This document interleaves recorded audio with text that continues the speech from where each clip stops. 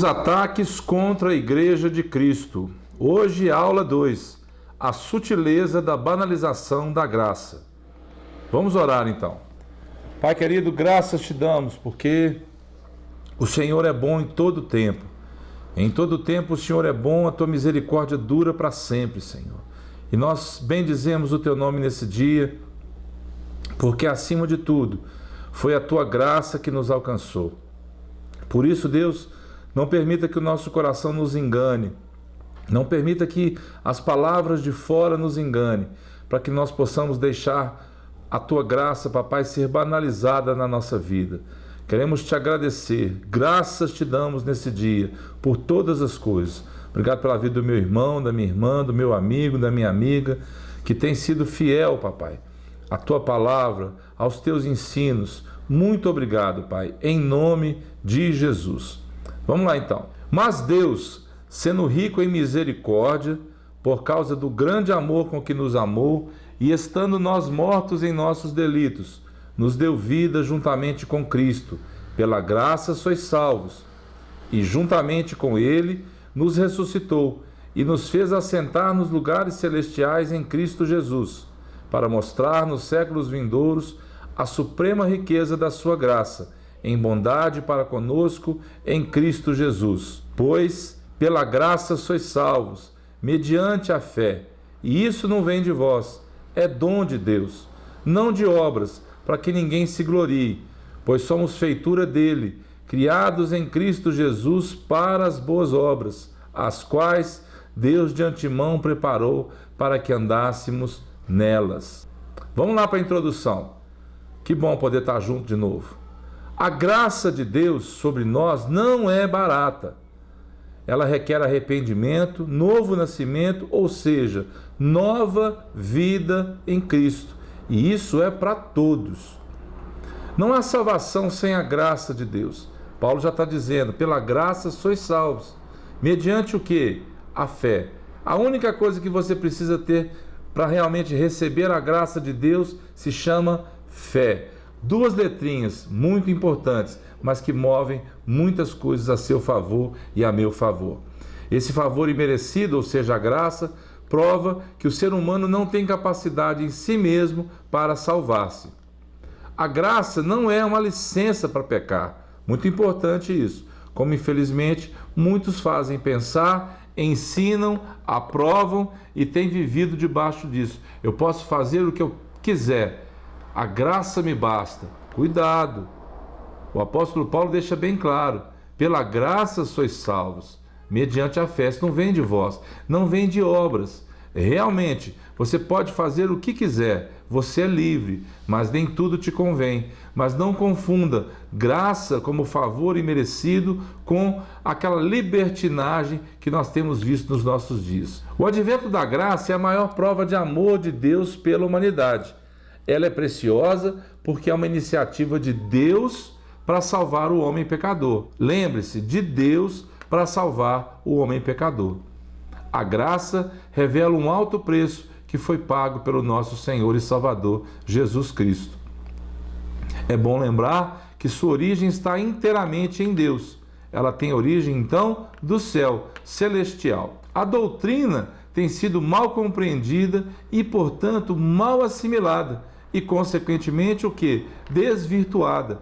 Pessoas que têm feito da graça, têm barateado, têm banalizado a graça de Deus. Nós vamos ver mais um pouquinho para frente. Não adianta, os nossos dias, nós temos hoje muitos ensinos que não condizem com a graça, a misericórdia, o perdão, o arrependimento que Jesus Cristo veio trazer para nós. Precisamos analisar este assunto em seu contexto bíblico, histórico e o que? Contemporâneo, ou seja, o que a palavra fala, o que a igreja viu nesses anos todos e o que nós precisamos viver hoje.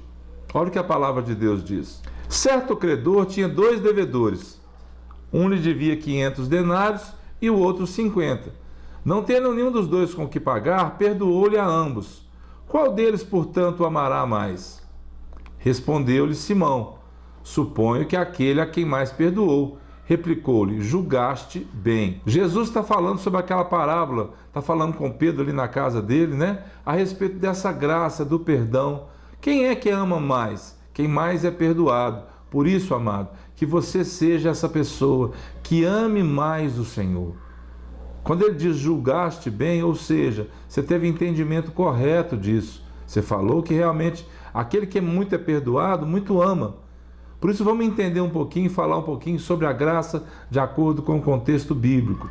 O primeiro fato a ser observado é que Adão, lá no início de tudo, o primeiro homem foi criado como um ser moralmente livre. Daí aquela história do livre-arbítrio, ele podia, não podia, ele fez, ele não fez, ele queria, ele teve vontade, a mulher, tudo isso entra nessa questão que nós vamos tratar como um contexto bíblico, podendo escolher o que fazer. E o que Adão escolheu? Infelizmente, ele tinha tudo ali, ele escolheu desobedecer ao mandamento de Deus para ele. Deus deu uma ordem, a mulher convenceu o homem foi lá, comeu do fruto, e ele não devia ter feito isso. Por quê? Porque a partir dali, realmente, vem toda a história. O pecado entrou na humanidade e nós já sabemos aonde isso veio parar. O segundo fato é que a queda do homem produziu consequências tanto para ele como para a sua posteridade. Ou seja, quando Adão pecou como autoridade, ele carregou sobre ele esse pecado. Então Jesus Cristo, quando vem lá no Novo Testamento chamado de segundo Adão, ou seja, assim como o pecado entrou através de um homem que foi Adão, também veio para nós a salvação através de um homem também, chamado Jesus Cristo. E Deus, sendo justo e santo, não deixaria o pecado impune. Deus é amor. O que Deus fez? Deus criou a morte. O homem pecaria eternamente se Deus não tivesse criado a morte. Por isso, sim, nós entendemos que a morte é um presente de Deus para nós. Ao homem, Hebreus diz isso, está ordenado uma só vez morrer, vindo depois disso o juízo. Se por um lado a justiça divina exige a punição do pecado, por outro lado o amor de Deus pela humanidade levou a prover a cruz como meio de quê? De justificação. Isto é bom, olha o que Paulo diz, e aceitável diante de Deus, nosso Salvador, o qual deseja que todos os homens sejam salvos e cheguem ao pleno conhecimento da verdade. A graça, ela é universal, porque todos os que se arrependem e confessarem a Cristo podem ser salvos. Ela pode ir para o mundo todo, a graça foi para todos. Paulo está dizendo, a vontade de Deus é que todos cheguem ao pleno conhecimento da verdade. Qual que é a obra que Jesus veio fazer? O que nós temos que fazer para realizar as obras de Deus? Aí Jesus responde para eles, a obra de Deus é uma só, que creiais naquele que por ele foi enviado. Ou seja, creia em Jesus, a obra está realizada na sua vida. Tenha fé e pela graça receba a salvação que Cristo veio trazer. Amém? Vamos lá para o contexto então histórico. Vamos falar um pouquinho sobre Martim Lutero. Lembra dele? A reforma surge diretamente como uma resposta ao enfraquecimento, deturpação e negação da doutrina da graça. Foi isso que Martim Lutero iniciou com essa reforma protestante. O protesto dele, pregado ali naquela porta, naquele lugar, para que realmente as pessoas fossem chamadas novamente à graça de Deus. E através desse homem, através da fé, daquilo que a palavra de Deus diz que o justo viverá pela fé. O justo viverá pela fé. Precisa então ter fé. Foi isso que ele teve. Foi isso que moveu o coração dele, essa vontade de resgatar aquilo que estava sendo perdido na igreja naquele século, para que nós hoje pudéssemos desfrutar disso. A graça não aceita misturas, jeitinhos, planos, nem muito menos conselhos humanos. Ela é suficientemente o quê? Divina. Não precisa de mais nada, somente a graça, somente a fé, somente Cristo, somente a Escritura. Nós vamos ver depois essas frases, qual é o efeito dessas frases para nós hoje. Muitos lutaram, homens como Lutero, homens como os profetas, homens como Constantino. Muitos homens lutaram para que a fé fosse avivada dentro de cada um daquelas pessoas e nós hoje. sofrer, até mesmo morrer em defesa do retorno às Escrituras para uma restauração. E nós precisamos fazer isso nos nossos dias. Então vamos lá para o contexto, a graça e o contexto que? Contemporâneo, os nossos dias hoje. Paulo, como nós não podemos deixar de falar, não aceitou os enfeites que estavam sendo colocados acima da graça tão valiosa de Cristo. Paulo levantou contra isso. Nada mais era preciso, somente a graça. 3 vezes eu roguei ao Pai que me tirasse esse espinho, Paulo diz, mas o Senhor me disse, a minha graça te basta, Paulo, porque o poder se aperfeiçoa o quê? Na fraqueza. Quando eu sou fraco é que sou forte. A palavra de Deus diz, quando o teu inimigo tiver fome, dá-lhe de comer, tiver sede, dá-lhe de beber. Que loucura é essa?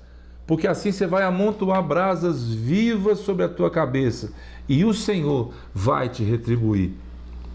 Paulo sabia o alto preço pago por nós, o sangue de Cristo.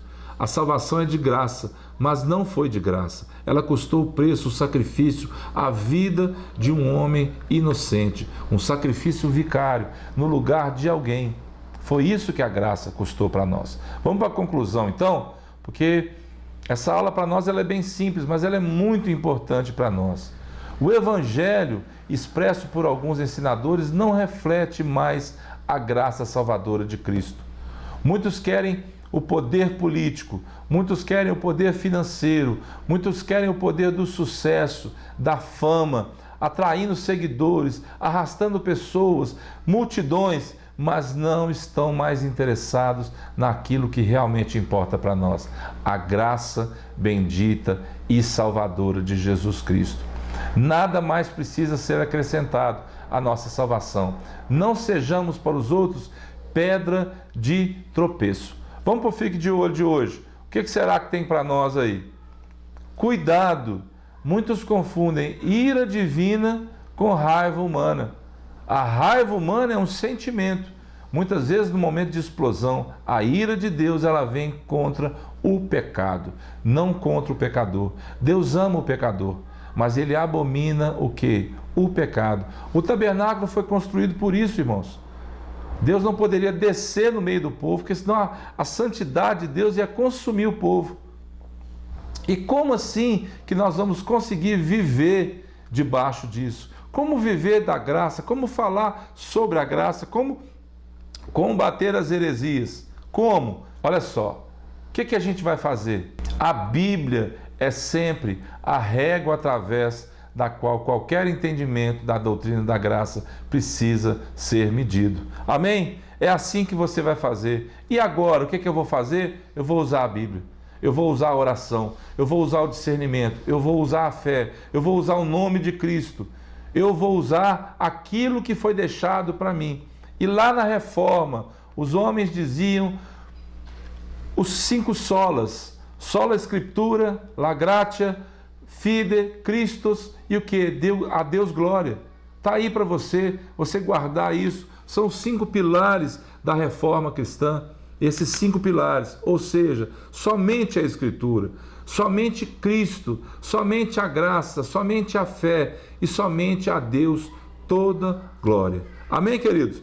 Que o Senhor te abençoe. Fique essa aula para você, lembra disso, compartilhe. A minha garganta ainda está um pouquinho, estou com uma laringite, mas estou tratando, estou gravando esse material, agora a gente diminuiu um pouquinho, mas para que você possa entender que ainda assim precisamos fazer de tudo, porque a Deus toda a glória, toda a honra. Compartilhe, inscreva-se no canal, que o Senhor te abençoe. Fique em paz e até a próxima, em nome de Jesus.